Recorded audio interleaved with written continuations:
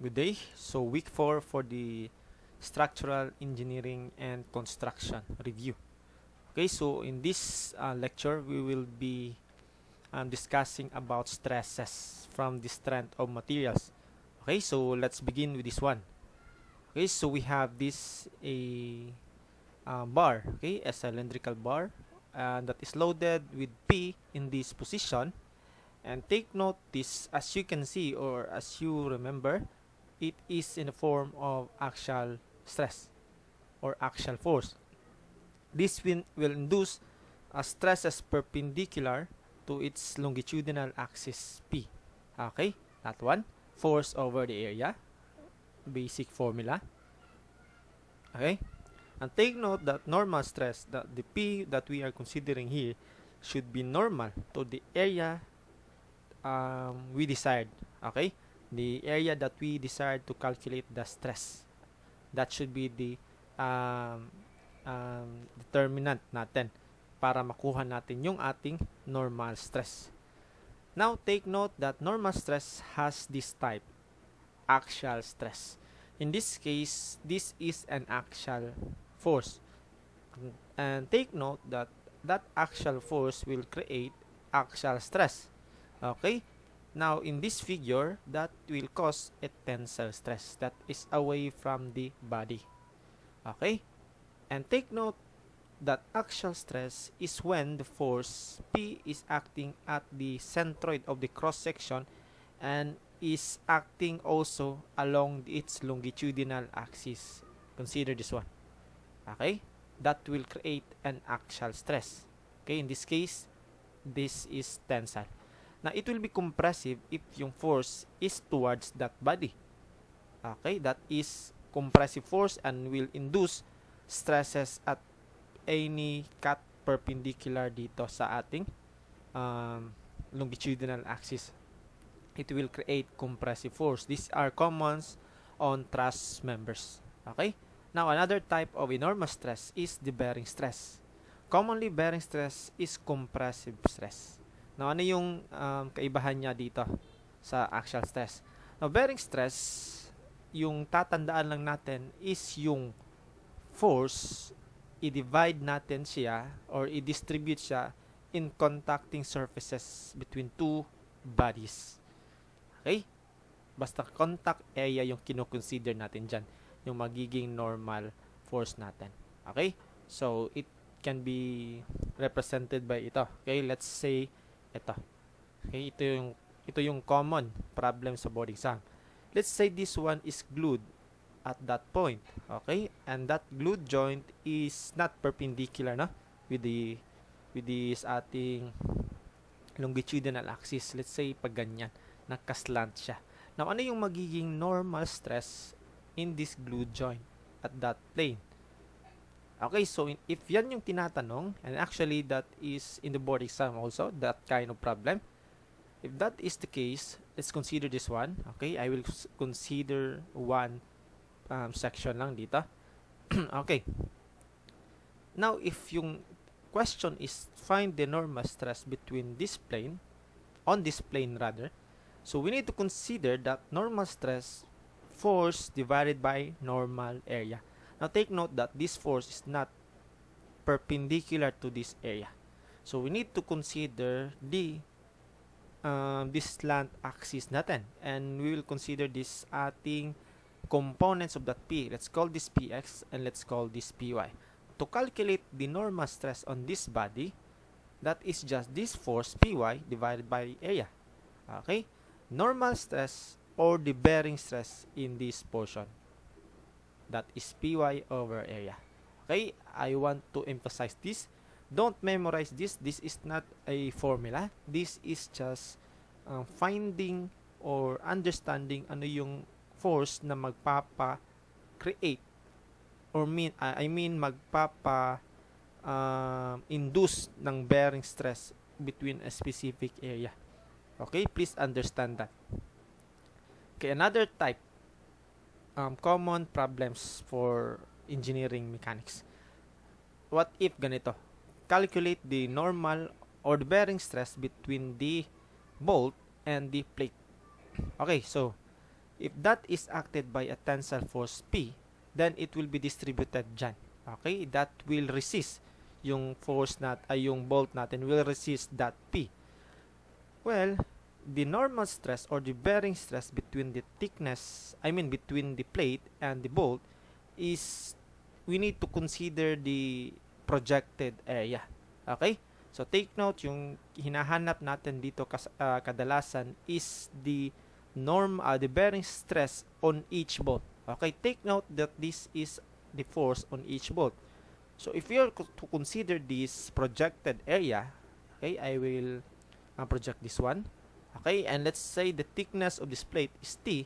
Now this projected area, ito yung nag-contact sa bolt and the plate. Okay? Understand that? Contacting surfaces. Okay, so this will be the bearing area. That one, the diameter of the bolt, and this one is the thickness of that plate.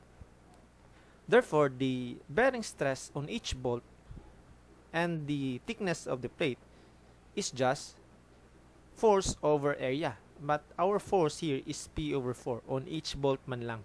Okay, divided by that area. Okay? I hope you imagine this well. Okay.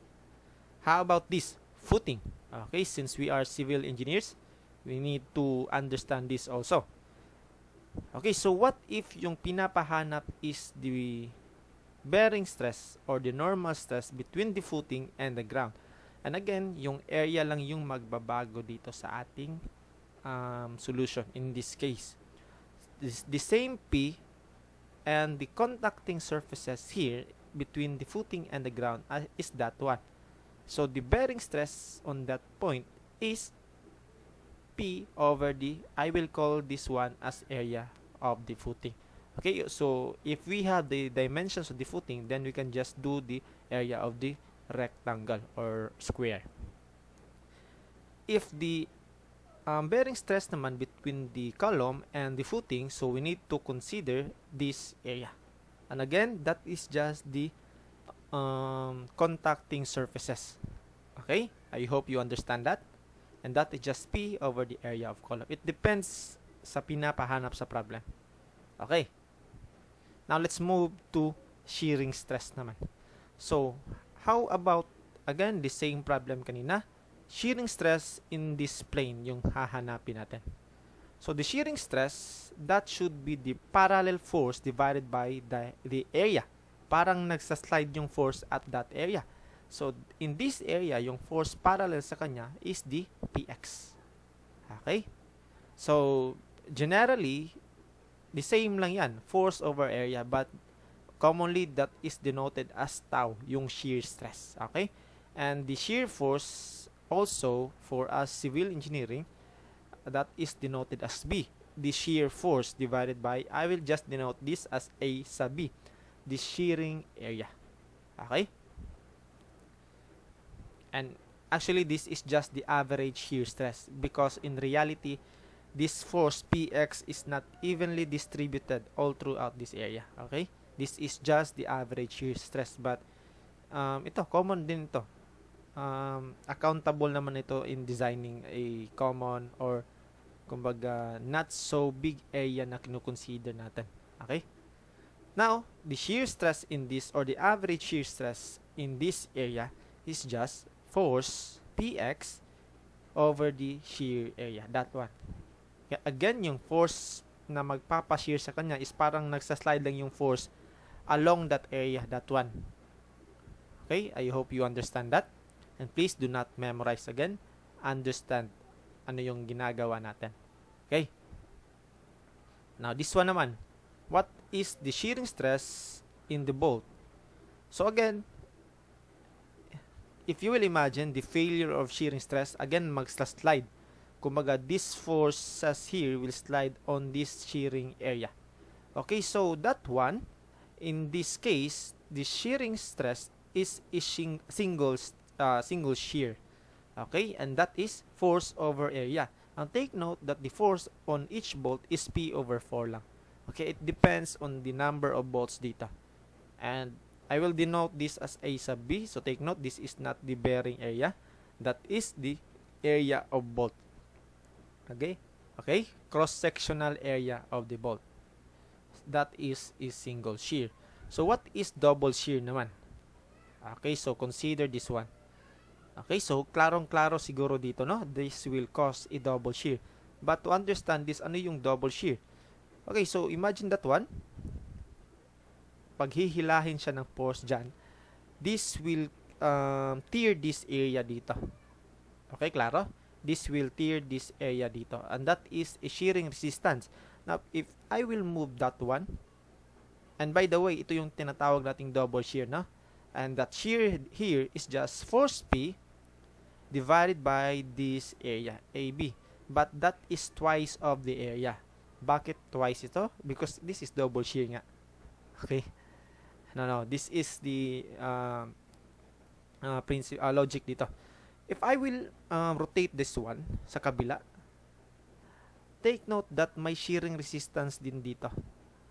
Therefore, yung shearing area natin is dalawa. From here and doon sa kabila. Eto. Itong dalawa yung mag-shear. This one and that one. Okay? Is it clear? No? Kaya double shear yung tawag dito. I hope you understand this. Okay? Because this is also a common scam on engineering problems. Okay? You thought that the problem is only a single shear, but it is double shear pala.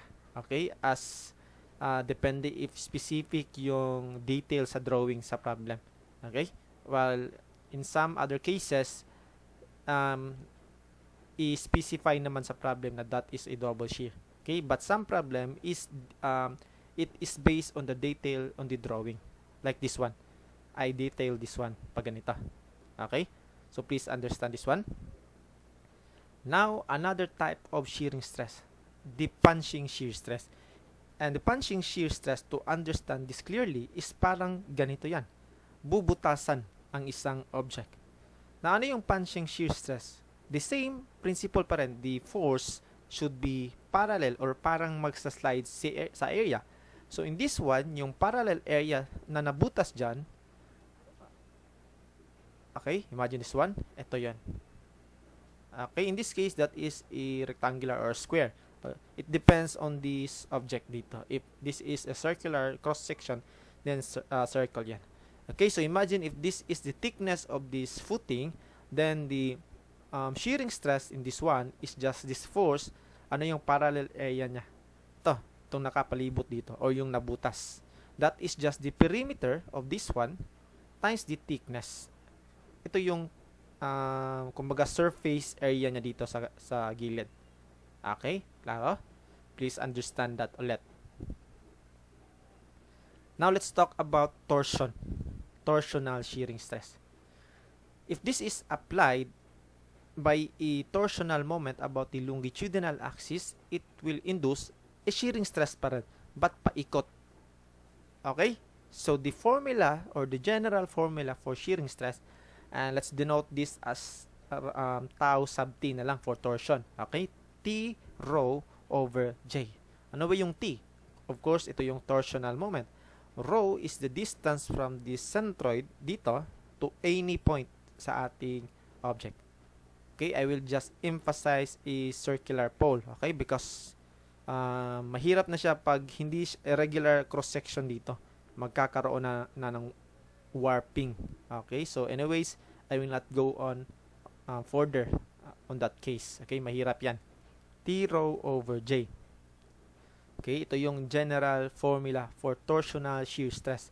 Now, in designing this one, or in the usage of engineering design, we will calculate always the maximum shear stress. Okay? In this case, this is shear stress. For bending, maximum bending stress. For ano pang type of stresses yan. Basta, always natin consider yung maximum shearing stress talaga in designing. That's why we will come up to this maximum shearing stress for a circular pole formula. TR over J. Because as the rho increases, the shear will be the shear also increases. Okay, so in this case, okay, if this is our rho, we can calculate that one dito. T rho over J, the shear stress at that point or any point, okay, the distance rho. But for us to calculate the maximum shearing stress on a circular pole, dapat yung pinakamalayo. So ang pinakamalayong distance dito should be the radius, that one, okay, and that will induce the maximum torsional shearing stress, TR over J. Now, ano ba yung J? Okay, J is just the Ix plus Iy, the inertias. Okay, so take note, for a circular cross-section, Ix is equals to Iy lang. And that is pi over 64 times diameter raised to 4. But since equal sila, I will just times 2 dito. Okay, that's why we have this formula for circular cross-section. Okay, the J is just the polar moment of inertia. Okay, understand? Now, let's talk about the deformation because of twisting moment. Okay, if this is applied again with a twisting moment, of course, this one will rotate also. That will induce an angle theta. Now, that theta can be calculated by this formula, TL over JG. Okay, so I explain this T dito. Ang J, alam nyo na yan, that one. Ano yung length? The length is the length of this pole. Ang G is the rigidity, modulus of rigidity. Okay, this is parang similar sa modulus of elasticity. But G is used for shear. Okay, for shear stresses, nagagamit natin ito. Okay, so that is TL over J, and take note, yung unit dito is in radians. To convert that, you know the conversion unit na. I mean yung conversion factor para maging degrees. Okay, so that is angle of twist in radians. Ito yung L natin. Okay? Now, let's talk about deformation naman. So, deformation is actually approved by experiments. So, ito yung main basis sa deformation, yung stress and strain diagram. Okay, so the stress and strain curve will be like this from a ductile material, for a ductile material. Okay, so the stress is proportional from this point, from the origin up to that point. That is already proven on the experiment, no, for ductile materials. It depends on the elasticity. Now, this region here is the elastic region, which is ito yung ginagamit natin sa engineering designs, elastic regions. And we can also use these elastic regions where there are approximate analysis dito. Okay, because we cannot actually calculate or know the exact curve dito. Okay, because ito, as you can remember, this is the yielding point, andito yon, plastic limit, andito ang ultimate strength. Okay, well anyways, I will just discuss this one, elastic region, and actually this is the plastic region. So andito tayo for calculating the deformation. That is an elastic analysis. Okay, so this one is proportional. Okay, so therefore we have a constant slope of this curve dito. And that slope is actually the Young's modulus of elasticity. That is rise over run. In this case, our rise is the stress and run is the strain. And if we will cross multiply this one, ito yung Hooke's law. Okay? The stress is directly proportional to the strain. Okay, so we have the constant E dito because of this proven experiment nila. Okay, now consider this one. We have a body that has a length L and applied by a tensile force P. Because of that P, it will elongate or deform. Okay, can you imagine that? And this one is the elongation delta. Okay, so from the basic formula, strain is equals to the deformation over the original length. And of course, we have the stress as P over the area. Now, using this one, I will substitute the strain and the stress we will come up to this. And rearrange this one, ito yung deformation or axial deformation formula, PL over AE. Now, similarly, if a body is applied by a shear force, it will deform like this one. Parang mag-rotate siya, no? Now, ito yung kino-consider natin na shearing deformation. Okay, so that shearing deformation is just similar to this formula. But, as you have learned kanina from the previous slide, I have said that the Young's modulus of elasticity in shearing type, that should be the G, the shear modulus, okay, or rigidity. Naging G lang dito. And yung P natin dito will be V, that is the shear force. Yung area natin dito, that should be the parallel area dito sa V.